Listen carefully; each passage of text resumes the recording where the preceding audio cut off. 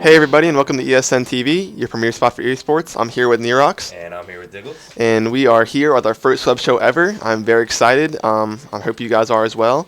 I just want to give a shout out real quick to Dreddful. If you guys have seen our new YouTube page, you see the design he made there. It is awesome. I'm going to have his Skype and his YouTube page in the description below, and you guys can check that out and see his work. And he makes YouTube designs for everybody. He can make Twitch page for you guys. I encourage you guys to check him out. Much love to him, and I appreciate it.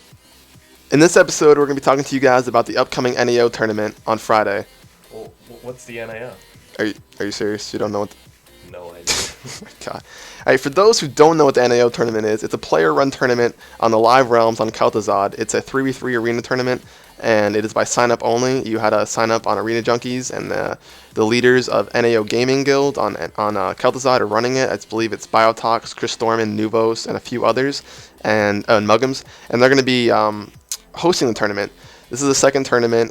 You had to sign up on Arena Junkies. They pick the teams based off the uniqueness of comp and the live rating that you had. Me and Nerox are actually participating in the tournament as PhD, and it's how do you feel about that? It's gonna be fun out there.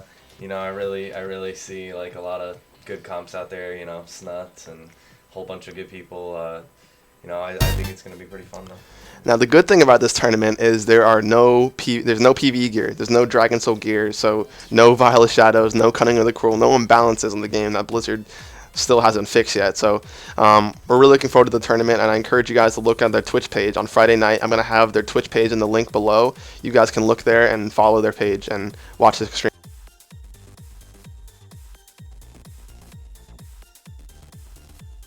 Alright, if we take a look at the first round in the NAO tournament, we're going to be having RLS versus WLS.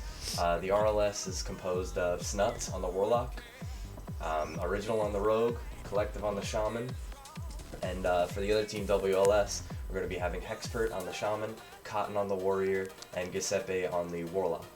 The only real differences in this comp are the Warrior and the Rogue. How do you think that's going to be playing out? Well, their team is called Random Nobodies for a reason. No, I'm just playing. No, it's like, I think the RLS is the stronger comp here, obviously, because of the way Warriors are right now, but I wouldn't sleep on the WLS. They could get some good kills on Banish on the Snuts pet and go on Snuts hard. Warriors just rip through Warlock. So I wouldn't be surprised if I see an upset here, but I do feel that the players on the RLS team are just a lot more experienced and a lot. I would say they are a little bit better than the Lock, and I know Snut's probably better than Giuseppe, and then I'd probably say Collective is better than Hexpert. So I'd say the individual player level is better on the RLS, and I think that's going to edge them over the WLS. But I don't think it will be a sweep. I think it might go to 3 games. So my vote, I'm saying that the RLS wins in 3. What about you? Yeah, I'm thinking that the RLS is probably going to pull it out as well because RLS is a comp that could swap to almost anything and take it down pretty hard. I think that the RLS will pull it off. All right. Next matchup we have is going to be Team VIP Pets Cleave, which is Ret DK Priest, the Ret being Vanguards, the DK being Mez, and the Priest being Sodas, against Team Renegade Things, which is another RLS. It's the Rogue is Thing 1, the Warlock is Fatal, and the Shaman is Thing 2. Now, the one thing I've been hearing about this comp is that the DK is Australian, and his MS is going to be about 350 on this East Coast server. I saw some posts on AJ. They were trying to get it moved over to West Coast, but how do you feel like this match is going to play out? To be honest, I'm actually an expert on this comp. Yeah. I used to play it. It kills healers really quickly. I mean, Mesmerize and Vanguards can pull out a lot of nuke and probably kill the Shaman within the first 30 to 40 seconds in the beginning of the match. But how do you think? I think that's what they're going to try to do, obviously, because I think Ret DK is a great healing killing comp, but I think that Thing 1 and Fatal aren't going to let them just ride all over, the Shaman without, massive damage and peels. But the players on each team are both good. I've played against each one of them. I haven't played that much against Thing 1 and Fatal because I believe they just transferred the KT from Darkspear, but it's gonna be a good match. I'm pretty sure the RLS is gonna be hitting the DK a lot, making sure they don't connect to the Shaman and peeling as much as possible. But I mean, RLS does a lot of damage to DKs, but they have a priest healer and they also have a Ret Paladin, so Rets, keep them up. But my vote on this comp, I say the Ret DK priest in 3. Yeah, that's exactly what I'm thinking. Yep. 3. Okay. And the next matchup we have is going to be Team LSD without a healer, which is Hotted on Druid, Chamber on Warlock, and Bob Sauce on the Shaman, versus Team Red Bellied Finch, which is Ucius on Death Knight, Acrobatics on Rogue, and Don't Sit on Him on Shaman. Now, this matchup is going to be very interesting because this is the only Resto Druid comp in the tournament, and I feel that Hotted is going to absolutely get ridden the whole game by, I'm pretty sure Ucius is going to be playing Frost, because he usually plays Frost when we play him, and he's pretty good at Frost, and Frost DKs just rip apart Druids, and so do Rogues. I've been sold by a Rogue on my Druid, that's how dumb it is, but I don't see how the LSD is going to be able to score a kill on anyone other than the DK on the other team. Frost DKs don't have that 100% anti-Madu shell. As you know, they have 75% reduction. And if he shells early offensively to avoid the Earthbind route from the Shaman to get on the Druid to kill him, I feel that maybe with a good foam crit and a good fear on the Shaman without a tremor, then they could kill the DK, I think. But what do you think about it? Yeah, I definitely agree. I know, and there's another strategy that probably the DK Rogue could run. Ellie Shamans die really hard from melee kills as well, and depending on the map that they're on, if they're on a Z-axis map, you might be able to get kicked off Blade's Edge and Dalaran. It may not be a good idea to go on the Shaman, but I definitely think that a Frost DK and a Rogue together on something, anything almost except the Warlock on the team can score a kill. But if the DK does mess up, Fat Finger a Shell or something, LSD could pump a lot of damage and probably end the game for them. So what are you saying? I'm saying it's gonna be a good match. I'm gonna have to go with the DK Rogue Shaman on this. How many games? Probably thinking it's going to be a 2-0. That's exactly what I was thinking. I think it's going to be 2-0 DK Rogue Shaman against LSD. In this next match in the tournament, we're going to have Team Forest Strider So Fast, which is composed of Kurum on Hunter, Data on Feral, and Krill on the Priest. And they're going to be facing I Have Two Moms, which is composed of Don on his Shadow Priest, Kal-El on his Feral, and Watt on the Resto Shaman. As I take a look at this comp, I can predict that it's going to be rough out there for the Shadow Priest Feral Shaman, because there's two viable targets. The Shadow Priest and the Shaman can get hurt pretty badly, but then again they do have Catwall's peels, and it could be a good match because the Shadow Priest team can also blow a nuke on top. Yeah, and Don plays his comp like no other. He actually dubbed the name Thomas Edison Cleave for this Feral Shadow Priest Resto Shaman, and the way they play this comp, they swap so much with the Shadow Priest dots and the Feral bleeds. It actually, you wouldn't think it'd do so much damage, but with Feral with Zerk up and a Shadow Priest with Wings Mind Spiking, they do ridiculous damage. And Cat-Lol probably peels the best out of any Feral Druid I've ever seen in this game. He does ridiculous thing to peel, and that's what that comp needs, because it's not really like a Zergy comp like a Jungle Cleave.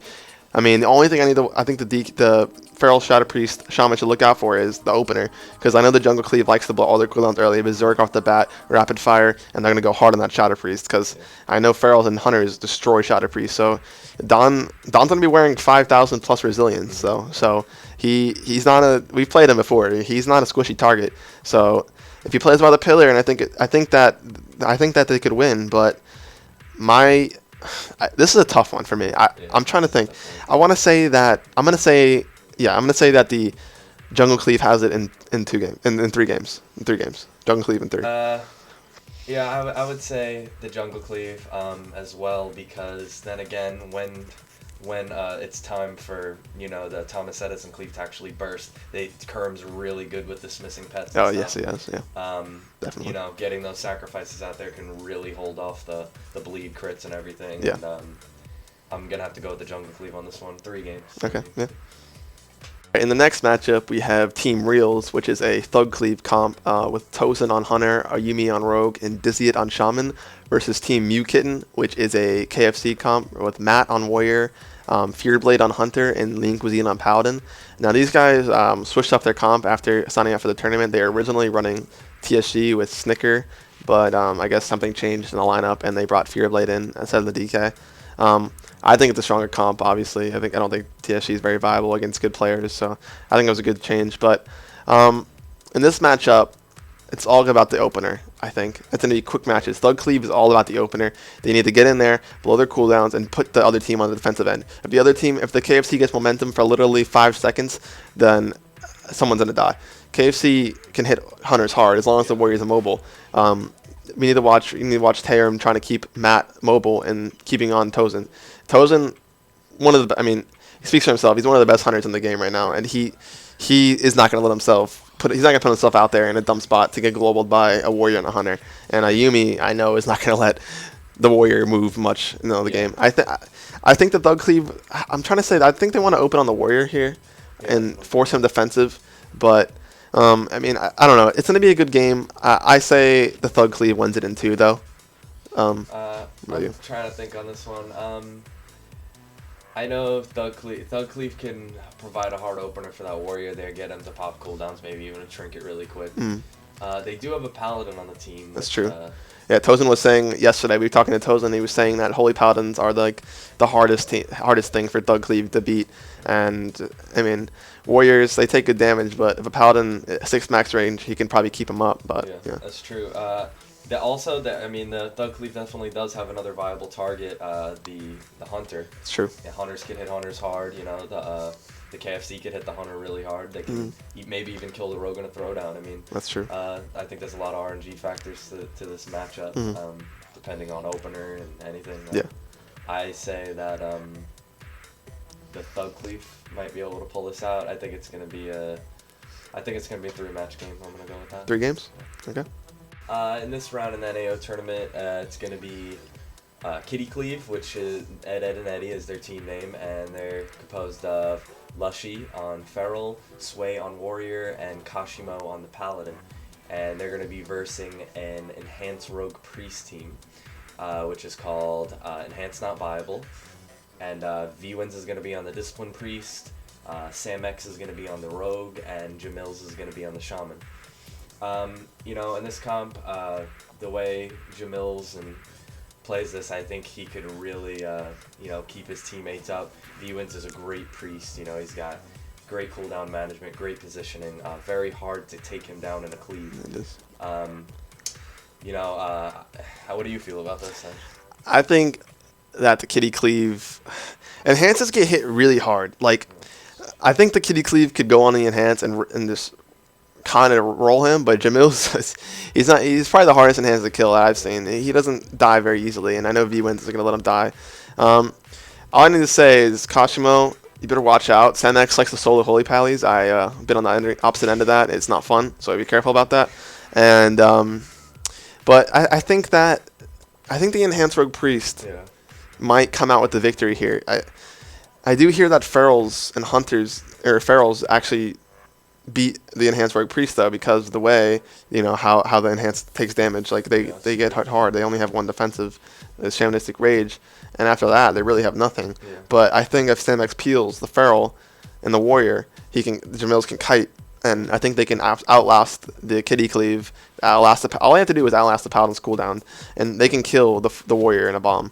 But I say Enhanced Rogue Disc in 3 games. Yeah, I'm going to have to say the Enhanced Rogue Disc as well, because Jamils is going to be out there. The only real CC that V-Wins kind of has to worry about is, the clones and maybe a Hodge or something, because the Warrior Fear could easily be tremored every time. Well, with the Enhancement Shaman on the team, the clones are going to be purged, as Jamils is going to be purging the Predator Swiftness procs as soon as he can, so there won't be as many clones. But yeah, I definitely think it's going to be a Priest Rogue Enhancement Shaman match, definitely. Yeah. I think I'm going to say 2-0 on this one. 2-0 for Enhanced Rogue? All right. The next match we have is going to be the team Lost My Legs and Nam. It is a Rogue Mage Paladin, and the Mage actually plays fire. It is Umun, Rue, and Buffed against Team Mage Lock Shaman. Very original, I know. It is Venruki on Mage, Benny's on Warlock, and Chrysalid on Shaman. Now, this Rogue Mage Pally team, people are, I'm assuming they're taking it over like it's a pushover, it's a free win, because they're pretty much no-namers. You haven't really heard about them at all, but they're actually holding a rank 1 spot on the Reckoning battle group as with a pretty good win-loss. And I've actually played this comp with the Fire Mage with my Paladin, and it's actually really good. You'd be surprised what a Rogue dancing and a Combust can do on a healer. It's ridiculous. I feel that the players on the MLS are better all around. We have multi-rank 1 tournament winning players on their team, and on the Rogue Mage Pally we have gladiators players. But I want to say that the MLS, they can make dirty swaps to Paladins. That's the thing. A Mage can literally get my Paladin to bubble by himself. That's how much damage they do. I'm assuming Venruki's playing Frost. I'm not sure if he can. Fire MLS is pretty disgusting too, but I'm assuming he's going to be playing Frost. But I think the Rogue Mage Pally will put up a good fight against a lot of these teams in this tournament, and I don't think they should be looked over as a free win. So my vote, though, is that the MLS pulls out a 2-0 win against this Rogue Mage Pally, though, just over experience, and the comp MLS is still good, and the players are really good. Yeah, I'm going to have to say the MLS as well, because if you take a look, every single target on the RMP with a Paladin playing, every single target is viable for that MLS. I mean, one deep freeze on that Rogue can get a trinket, maybe blow a cloak early from dots, anything. Can kill the Paladin, get him to bubble really quickly. Fire Mage can die pretty easily too. That's probably their hardest target to kill, to be honest. Yes. But I'm thinking the MLS is going to take it off, and I think it's going to be a three games. Okay. Last match in the qualification bracket is a PhD versus RMP. The RMP is iBlazin, Slimy, and Regrettable, and the PhD is going to be myself, Nerox, and Brain Deadly on Hunter. We're not going to actually talk about that matchup because it'll be a little biased as we're in the tournament and it's our team, so we'll skip that one. But this is going to conclude this week's episode for you guys. Be sure to turn into the NAO tournament on Friday. It's going to be great. I can't wait for it. I'm excited as hell. And also, be sure to subscribe to this channel and be sure to like and favorite this video. We really need the support of you guys, and just tell your friends. We need as many supporters as we can so we can start getting some more videos out there. Our next video is going to be an interview with Tozen. I already talked to him about it. He said he's down. That should be out in a day or two. We're going to have an interview with Tozen, who's a rank 1 multi-classer, and he'll talk about his experience in the NAO and how he got into video making, and he makes good money off carries and YouTube. So we'll talk to him. We'll also expand to other games in WoW. That's going to take a little bit, though. We need to start talking a little bit more to other players about StarCraft, Halo, all the MLG games, Call of Duty, of course, and League of Legends. So we're going to talk to people about those games, get them out there, put some footage out for you guys. If you guys enjoy it, also, this is our first web show ever. I'm sure we've messed up a few times, and we're going to get a cool intro for this video for our website eventually. We're going to have a site up. We're going to have a cool intro to the videos, and it's going to be cool. So it takes a bit of a time, though. We have to get some cash, to invest into this, because we want to make this big. Our goal is to make this into a big thing and, have a good supporter base and have it for the community. We think we have the advantage over most companies because us being good players, most companies have, people that don't know what they're doing. We actually know what we're talking about, so it's going to be good. But if you guys enjoyed what you see, make sure to like and subscribe and leave suggestions about next video in the comments below, and we'll fix them for you guys. You guys have been great. Thanks. See you later.